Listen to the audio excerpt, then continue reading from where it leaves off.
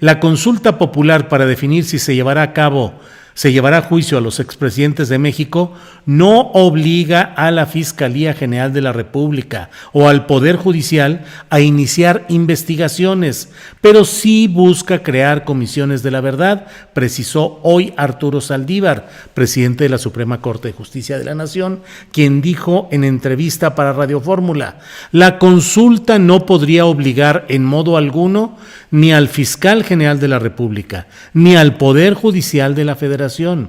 Los sistemas de procuración e impartición de justicia no son sujetos a consulta, porque se tiene que realizar lo que manda la ley con independencia de la opinión pública. Clarito, más clarito no puede ser. Ayer lo publiqué yo, dije que esto era pues una respuesta en dos tiempos los que había dado la Suprema Corte de Justicia, que uno era dar al concepto de la consulta, decirle sí, pero en lo sustancial, en lo importante que era la pregunta, pues eso no tiene absolutamente nada que ver con lo que propuso el presidente de la República. Hubo enojos, ya saben, las redes sociales: chayotero, vendido, te llegaron al precio, hijo de Felipe Calderón. Ahí sí ya duele.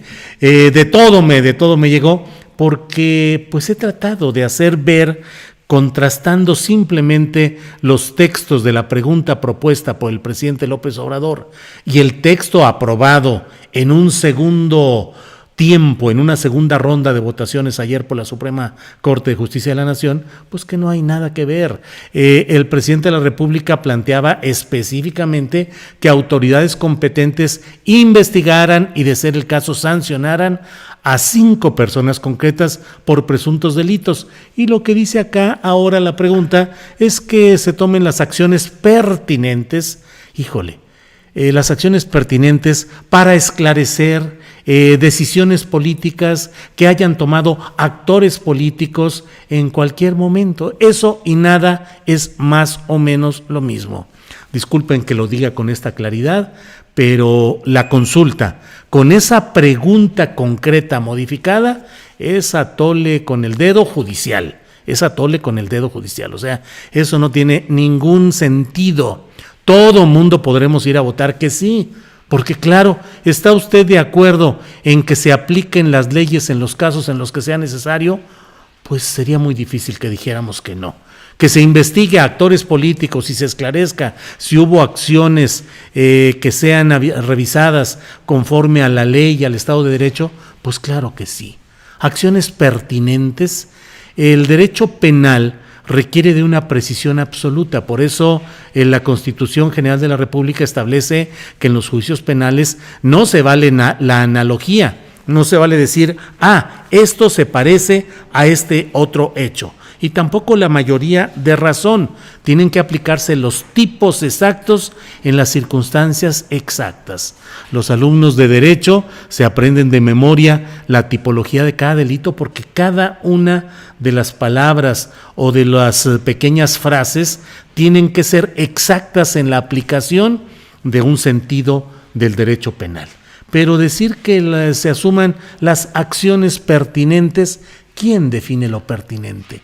¿Qué es pertinente y qué no en derecho penal? En la vida cotidiana se sobreentiende lo que es pertinente y aún así habrá discusiones y polémicas respecto a qué es pertinente. ¿Es pertinente, familia, que todos los que estamos reunidos, 10 miembros de la familia, vayamos a ver una película a las 6 de la tarde o es pertinente a las 9 de la noche? Pues unos opinarán de una manera y otros de otra. Eso no funciona en el derecho penal. Eso no funciona en el derecho penal.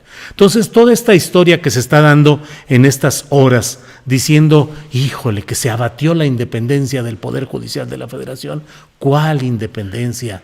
El Poder Judicial de la Federación ha estado siempre sometido, cuando menos, a 2 factores de distorsión. El poder político desde las presidencias de la República en turno, por un lado, y por otra parte la cuestión del dinero, es decir, el dinero como corrupción de quienes lo tienen de una manera, entre comillas, natural y lo usan para satisfacer sus intereses, hasta el poder enormemente corruptor del crimen organizado, de la delincuencia de cuello blanco y de cuello oscuro. pero eso ha sido siempre el Poder Judicial de la Federación. Y ahora brincan a escena periodistas, comentaristas y opinantes que se desgarran las vestiduras y se tiran por las laderas de sus castillos imperiales diciendo: se terminó la independencia del Poder Judicial. ¡Qué día tan negro! ¡Qué horrible! Se ha acabado la credibilidad de la Suprema Corte de Justicia de la Nación. Somos una nación en proceso de depuración y de reconstrucción. No salgamos con estas alegorías de que vivíamos en la perfección antes y ahora estamos ya en una situación crítica o catastrófica. Hoy el presidente de la Suprema Corte de Justicia de la Nación nos dice muy claramente lo que está en juego. La consulta no podría obligar en modo alguno ni al fiscal general de la República ni al Poder Judicial de la Federación. Lo vuelvo a leer. La consulta no podría obligar en modo alguno ni al fiscal general de la República ni al Poder Judicial de la Federación. O sea, en ningún momento podría haber obligado de nada en este entendido. Los sistemas de procuración, es decir, la Fiscalía General, e impartición de justicia, es decir, el Poder Judicial, no son sujetos a consulta, porque se tiene que realizar lo que manda la ley con independencia de la opinión pública. Con independencia de la opinión pública quiere decir que vote usted por lo que vote en una consulta con esa opinión pública, pues eso no activará ningún mecanismo de acción judicial por sí mismo. Así sea 100% la votación a favor de que se tomen las acciones pertinentes para esclarecer lo relacionado con actores políticos en lo que pudiera referirse a leyes o Estado de Derecho, aunque fuera 100% la votación ahí, no significará nada en cuestión de que por eso mismo y por ello mismo se activen mecanismos de procuración o de impartición de justicia. Como siempre se ha planteado, esos mecanismos de procuración y de impartición de justicia deberían estar activados con consulta o sin consulta, con pregunta o sin pregunta. No está en lo que estoy diciendo ningún desdoro respecto al hecho de que se trate de asentar en la opinión pública la idea y la práctica de ir sometiendo a consulta pública decisiones importantes, pero también tiene que seleccionarse cuáles son esas causas, con qué fraseo y con qué piso jurídico que sustente ese tipo de ejercicios.